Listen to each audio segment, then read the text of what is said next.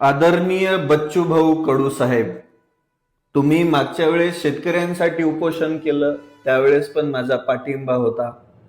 तुम्ही काल शेतकऱ्यांसाठी जे आंदोलन केलं त्याच्यामध्ये पण माझा पूर्ण पाठिंबा होता. पण आंदोलन सोडून तुम्ही जेव्हा मुंबईला गेले तेव्हा ती गोष्ट खटकण्यासारखी होती आणि ती एक शेतकरी पुत्र म्हणून मला खटकली.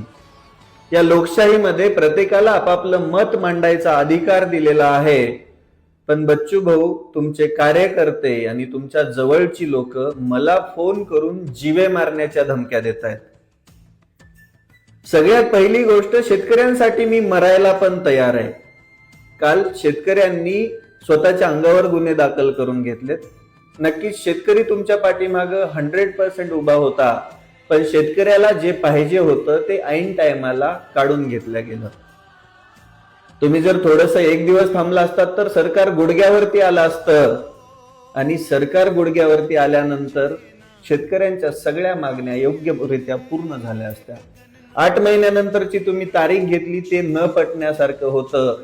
तुम्ही सगळ्यात महत्वाचं म्हणजे नागपूरला आंदोलन असताना मुंबईला जाऊन चर्चा केली, तेही बंद दाराआड. ते सगळ्यात जास्त खटकण्याजोगं होतं आणि माझा हेच म्हणण्याचा प्रयत्न आहे, मला जर तुम्ही जीवे मारणार असाल तर मी अवश्य छातीवरती गोळ्या झेलायला तयार आहे. 100% तुम्ही मला मारून टाका. याने जर शेतकऱ्यांचं भलं होणार असेल तर नक्कीच मी मरायला पण तयार आहे. पण सगळ्यात पहिली आणि सगळ्यात शेवटची गोष्ट मला सांगा, या सगळ्यामध्ये शेतकऱ्यांचा काय फायदा झाला? शेतकऱ्याच्या हातात शेवटी धतुरा भेटला. शेतकरी एक तर एकजूट होत नाही, एकजूट झाला तो पण असा भ्रमनिराश होऊन घरी परतला. आणि आम्ही बोलल्यानंतर तुम्ही जर आम्हाला जीवे मारण्याच्या धमक्या देत असाल तर तुम्ही खरंच लोकांसाठी आहात की अजून कशासाठी, हा मला पडलेला प्रश्न आहे. आणि बच्चू भाऊंच्या कार्यकर्त्यांना माझी विनंती आहे, मी एक शेतकरी पुत्र आहे, मी कोणाचा दल्ला चाटू नाहीये. मी या शेतकऱ्यांसाठी लढतोय. माझ्याकडे हजारो असं लाखो शेतकरी आहे ज्यांना मी स्वावलंबी बनवले, त्यांच्या बांधावर जाऊन मी त्यांच्या अडचणी समजून घेतल्यात.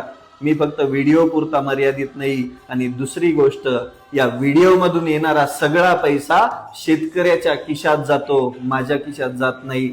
त्यामुळं सांभाळून. बच्चू भाऊ, जर हे थांबलं नाही तर नाईलाज असतो मला जीवे मारण्याच्या धमक्यांमुळे गुन्हा दाखल करावा लागेल. त्यामुळे हे लवकर थांबवा आणि तुम्हाला जर मारून टाकायचंय तर धमक्या देण्याऐवजी समोर या आणि मला सरळ मारून टाका, माझी काहीच हरकत नाही.